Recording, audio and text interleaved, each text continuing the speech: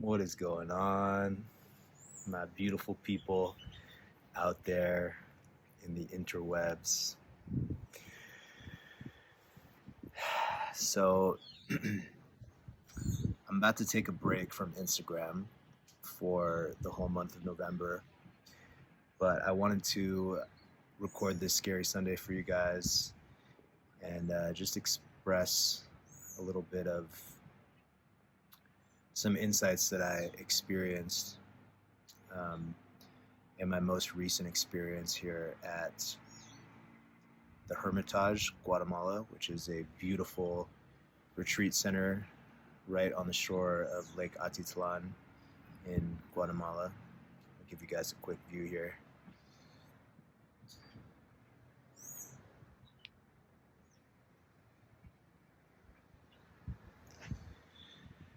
So as you can see, I mean, it's just breathtaking. It's absolutely stunning. And the ironic thing about coming to a place like this is what the Hermitage is known for. One of the things that they're known for is dark retreats, which is basically they have two rooms here, special rooms that are created to completely block out all light. And people go into these rooms for anywhere from a few hours to a few days to a few months, just to live totally in the dark, in pitch black darkness. This is a spiritual practice that has been, carried out in traditions all over the world. And so this is something that I wanted to do for a long time. I wanted to do the dark retreat. And I found out about this place. I thought it was beautiful. And so I booked some time here to stay, and I ended up going into the dark retreat for a little bit under a day. Originally, I signed up for 3, but when I got here, I felt into it, and it felt right to shorten it and just start with a day and see how that treated me. Because I am the kind of person that really actually, it may come as a surprise to some of you guys out there, but I really do have quite a bit of a addiction to stimulation. I have trouble really fully sitting with myself, even though I do a lot of practice and meditation, and I think about things very deeply. This is a completely different level of connection to just yourself, because you're completely cut off from anything, right? Like you're just, there's nothing to orient yourself towards. There's nothing to listen to. There's nothing to see. You get your meals delivered through a double door so that no light gets in. And although I didn't go in for too long, like I said, I went in for a little bit under 24 hours. It was still a tremendously transformative experience. And I think the big thing that I took away from it was it really gave me an opportunity to take a very hard look at myself, and to take a hard look at the ways that I have been escaping from myself, the ways that I've been abdicating responsibility over my own life, the ways that I've been escaping from fully engaging with my life and engaging with the world. And surprisingly, what that looked like for me, what I found out was the quest for ever more intense spiritual and growth-oriented experiences is keeping me from having the spiritual and growth-oriented experience of being a human, playing the human game, and really engaging with my fellow humans and engaging with common humanity, and doing what I'm put on this earth to do, which I believe is to create music and to share insight and to be a reflector of truth and wisdom, and to do my best to embody that so that others may see it in themselves. And what I realized was that by constantly going on these, meditation retreats or like plant medicine journeys or things like the dark retreat, for me personally, it was starting to tip over from uh, a productive growth experience to my own form of escapism, my own form of um, uh, dependence and attachment to a certain state of being. And what I mean by that is, when you come out of these retreats, you often feel very connected. You often feel very um, awake. And, certainly for me, when I came out of the Stark retreat, I mean, first of all, just to be able to see light and to see such a beautiful view, this beautiful volcanoes and this very energetic lake that's just so potent, filled with energy and beauty and light. And to see all the nature and the animals and the trees and the flowers, and to see other human beings looking at me and smiling at me, and to be able to connect with other human beings, I felt so much more connected and so much more grateful for all of it because it had been deprived, right? And also I was so much more sensitive and aware of all of it because I had just been alone with myself. And so that state is very enticing. It's really beautiful to be in that state. And it can be very easy to get attached to trying to stay in that sort of hyper-connected state. And, to one degree, we want to do our best to be in a connected state. And that's why we practice and, do yoga or listen to music or make love or talk, hang out with our friends, whatever it is. But what I learned for me is that, I'm 32 now, and I started this whole crazy journey of self-exploration at around the age of 26 when I went to my first 10-day Vipassana meditation retreat. And that was really the beginning for me of this inwards journey, we could say. And what I've realized is that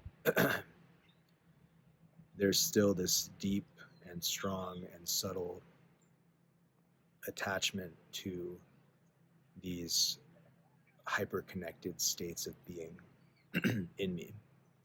And there's an aversion to the ordinary, boring, we could say, common states of humanity, of just like waiting in line for your coffee, or being frustrated, stubbing your toe, like being in a phone tree, being on the phone with Verizon, trying to get my fucking service canceled, right? Like all these human experiences. And what I've learned is that the degree to which I am not free and awake and connected in those experiences is the limit on my spiritual growth.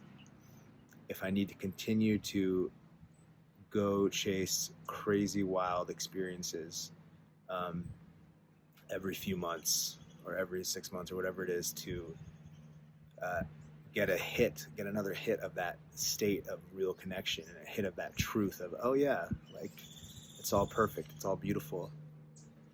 And for my ego to just be able to calm down, for a little bit, then I'm kind of like treating the rest of my life like an escrow. Like I'm not fully engaging with the rest of my life because I'm just treating it like a stepping stone to the next time that I can go off to Mexico or Guatemala or India or whatever, or go meditate, go take plant medicine.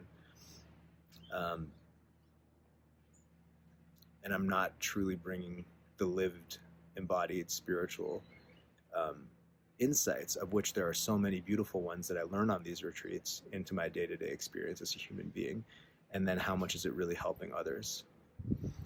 And this is really hard to look at in myself. I confronted a lot of things in there about my relationship to money, my relationship to my family, my relationship to the way that I actually truly, honestly show up every day to work on music, my relationship to discipline, and being able to stick to my word and keep my word and be a man of integrity. And all of those things, they're not necessarily as sexy as like saying that you went to Guatemala and doing a dark retreat, or saying that you went to, you know, you did some tantric retreat in Mexico or whatever. um, but that's the real day-to-day spiritual practice. And it reminds me of a quote that my Zen teacher told me years ago. He said, consistency over intensity, consistency over intensity. And so I think finally this was kind of like, I'm not going to say the final boss, because of course I'm going to continue to do these experiences, but I think my relationship to them is changing in the sense that this dark retreat really was the straw that tipped the camel's back, so to speak, for me, and showed me that when I'm truly alone with myself and there's no external thing, what comes up. And what came up for me was just a barrage of insights about the truth, the clarity of my path right now is to go home, go to bed early, wake up early, brush my teeth, floss twice a day, meditate. Don't be a fucking spiritual superhero about it. Meditate for 20 minutes or 30 minutes or whatever you can do. Just sit there with yourself. Just sit there and be bored if that's what it means that day. Work out, take care of your body, eat healthy, work on projects that are meaningful to you, figure out ways to sustain yourself financially, be kind to people you come across. All of those basic things, that is the highest spiritual practice. And that's the insight that I gained. It's not to say that I won't be doing another Darkest retreat. I definitely am going to do one, and I'm going to do one for much longer. I'm going to do a darkness retreat for at least 3 days at some point in the future, but not for a while. Not for a while. Because what I learned is that all of this that we get to enjoy in this world, the flowers, the plants, other people, our goals, our dreams, our hopes, and even our failures and anxieties and fears, these are all manifestations of light coming out of the darkness. And our ability to interface with the everyday, day-to-day manifestations of light in a way in which we revere and honor their beauty is the degree to which we are moving forward on the spiritual path. And I really do believe that. And that's what the darkness taught me. It actually taught me to go home and, as they say in Zen, chop wood and carry water. Do the mundane with a sacred reverence and a sacred giggle. So that's Scary Sunday for today. I love you guys, and I'll see you soon.